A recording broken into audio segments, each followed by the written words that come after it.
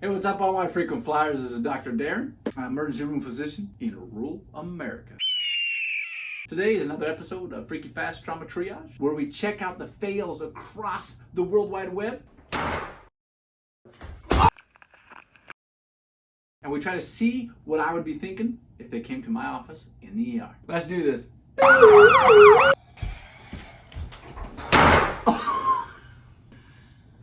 The kid didn't even get up.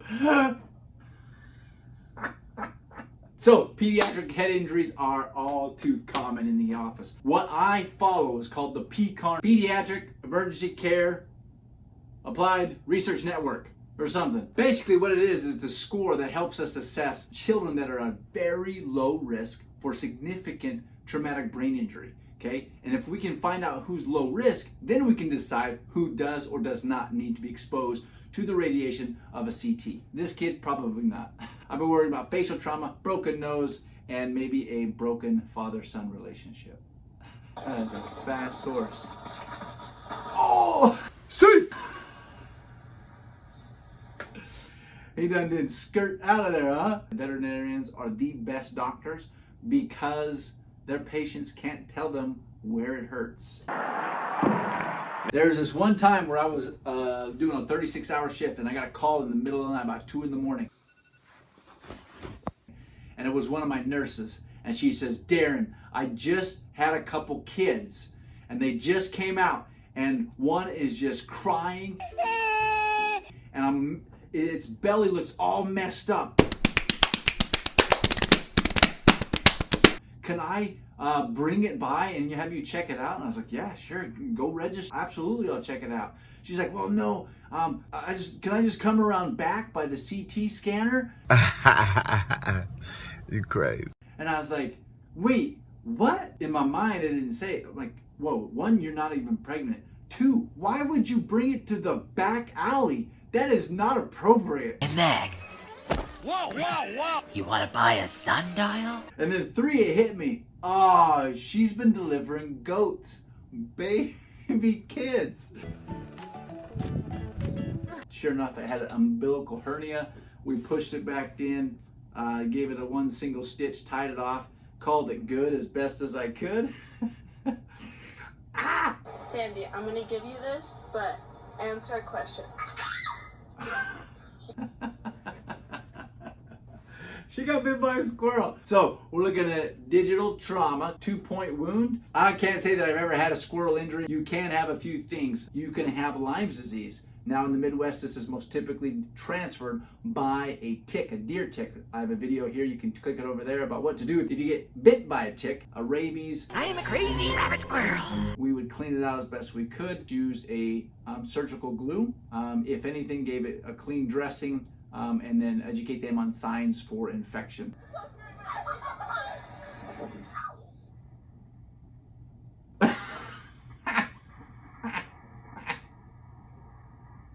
This person's not going to come into the ER. A cheek to cheek is what she did. Doctor, get me out of my... God, what the that? Come on, all the time you've spent in a locker room, this can't be your first moon landing.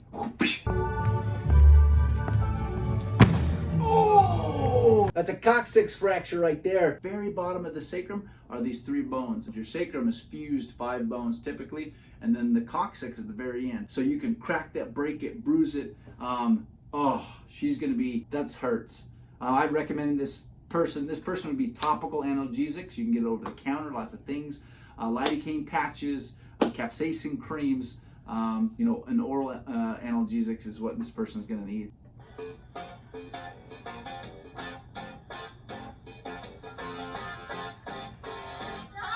Oh!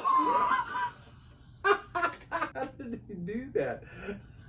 Biggest injury is going to be blisters, which is a disruption of the dermis to the epidermis. And we're going to be worried about dislocation of that shoulder. This is one of the many ways that we can reduce a shoulder dislocation. Ooh, and it is so satisfying. He's going to hit his head. He's going to hit his head. Here it comes.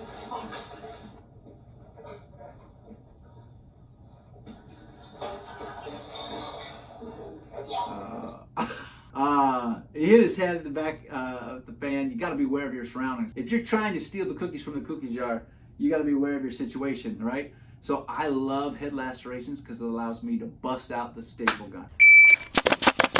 It's quick, it's effective, okay? It's hidden by the hair, so it doesn't have to be pretty. Man, it's amazing. We don't have to do local anesthetics. It's bam, bam, bam, out. We make sure that it's clean. We make sure they're up to date on the immunization.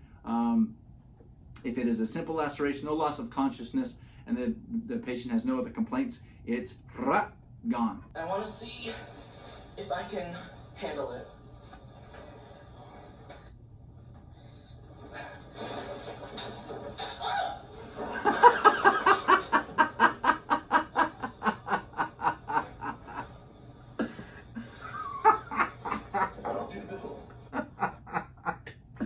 So, wrong place, wrong time, right? So he threw this weighted sensory blanket over him, and he lost his blouse. He went back. Now, before his dad left the door open, he would have just hit the back of the door, but he slid down.